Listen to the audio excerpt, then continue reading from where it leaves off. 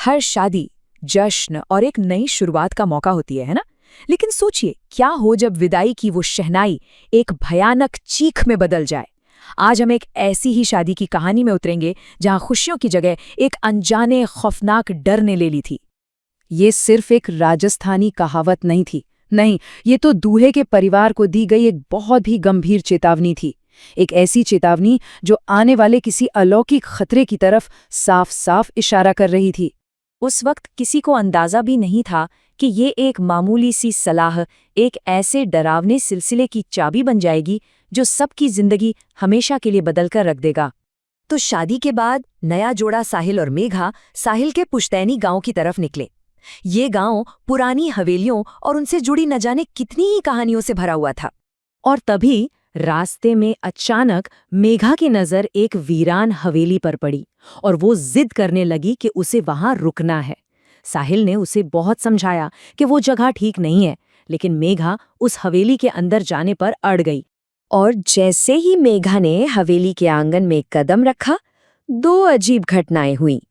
पहले तो पेड़ों से सैकड़ों चमगादड़ उड़कर भागे और फिर वहां पड़ा एक अकेला झूला अपने आप हिलने लगा। लेकिन मेघा ने इन सब बातों को हंसकर टाल दिया। और यही वो पल था जिसने सब कुछ बदल दिया। मेघा की जिद के आगे हारकर साहिल ने उस शापित हवेली में उसकी एक तस्वीर खींच ली। एक ऐसा फैसला जिसने मेघा की किस्मत पर ताला लगा दिया। चलिए अब साहिल के घर चलते हैं जहां मेघा के स्वागत की तैयारियां हो रही हैं। लेकिन यहां पहुंचते ही मेघा के बर्ताव ने हर किसी को बेचैन कर दिया। तो गृह प्रवेश की रस्म में दुल्हन को चावल से भरे कलश को दाहिने पैर से घर के अंदर की ओर गिराना होता है, पर मेघा ने उसने जानबूझकर कलश को बाएं पैर से बाहर की ओर लात मार दी। और सबसे अजीब बात, ये सब करते हुए उसने अपनी सास मालिनी की तरफ देखा और एक अजीब सी मुस्कान दी।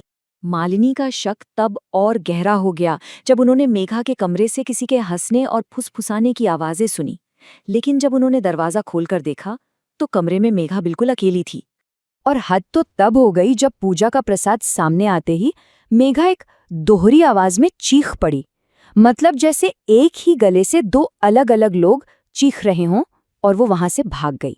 मालिनी का दिमाग पूरी तरह से घूम चुका था। उन्होंने मेघा को एक ही पल में घर के आंगन में देखा और ठीक उसी पल वो सीढ़ियों से नीचे भी आ रही थी। ये भला कैसे मुमकिन था? और अब कहानी अपने सबसे खौफनाक मोड़ पर पहुंचती है। साहिल को एक शादी के लिए रात भर के लिए शहर से बाहर जाना पड़ता है और घर पर मालिनी उस डरावनी मेघा के साथ अकेली रह जाती हैं। आधी रात को मालिनी ने हिम्मत करके मेघा के कमरे में झांका। अंदर का मंजर देखकर उनकी रूह कांप गई। मेघा एक कुर्सी पर बैठी पागलों की तरह हंस रही थी और उसके मुंह से एक मर्द और औरत की मिलीजुली भयानक आवाज निकल रही थी। डर के मारे मालिनी ने फौरन खुद को अपने कमरे में बंद कर लिया। लेकिन कुछ ही देर में उनके दरवाजे पर कोई जानवर की तरह गुर्राते हुए जोर जोर से पीटने लगा। जब मालिनी ने कांपते हुए दरवाजे के छेद से बाहर झांका तो खौफ से उनकी सांसें मानो थम गईं। बाहर मेघा का पीला पड़ चुका चेहरा ठीक सामने था, बिना पलक झपकाए बस उन्हें ही घूरे जा रहा था। अगली सुबह जब साहिल घबराया हुआ घर लौटा तो उसने एक ऐसी कहानी सुनाई जिस पर यकीन करना नामुमकिन था। और यहीं आकर ये मामला उलझ जाता है। साहिल का कहना था कि मेघा पूरी रात उसके साथ शादी में थी और सुबह 4 बजे के करीब अचानक कहीं गायब हो गई। और मालिनी की हकीकत ये थी कि मेघा पूरी रात घर पर उन्हें डरा रही थी। सवाल ये था, एक ही इंसान एक ही वक्त पर दो अलग अलग जगहों पर कैसे हो सकता है? ये सवाल साहिल और मालिनी के दिमाग में घूम रहा था। इसका जवाब किसी इंसानी तर्क से तो मिलने वाला नहीं था। सच्चाई तो कहीं और ही छिपी थी। जब सारे रास्ते बंद हो गए तो साहिल और मालिनी मदद के लिए एक पहुंचे हुए बाबा के पास गए, एक ऐसे इंसान जो इन काली ताकतों की दुनिया को समझते थे। बाबा ने जैसे ही साहिल के फोन में वो तस्वीर देखी जो उसने उस वीरान हवेली में खींची थी, उनके चेहरे का रंग उड़ गया। उन्होंने इशारा किया, मेघा के ठीक पीछे एक काली परछाई थी। उन्होंने कहा, ये एक जिन है। बाबा ने समझाया कि ये कोई आम भूत प्रेत का मामला नहीं है, बल्कि मेघा पर एक जिन का साया है। आग से बनी एक ऐसी ताकत जो इंसानी दुनिया में दखल दे सकती है, वहम पैदा कर सकती है और किसी का भी रूप ले सकती है। ये कहीं ज्यादा शक्तिशाली और खतरनाक चीज है।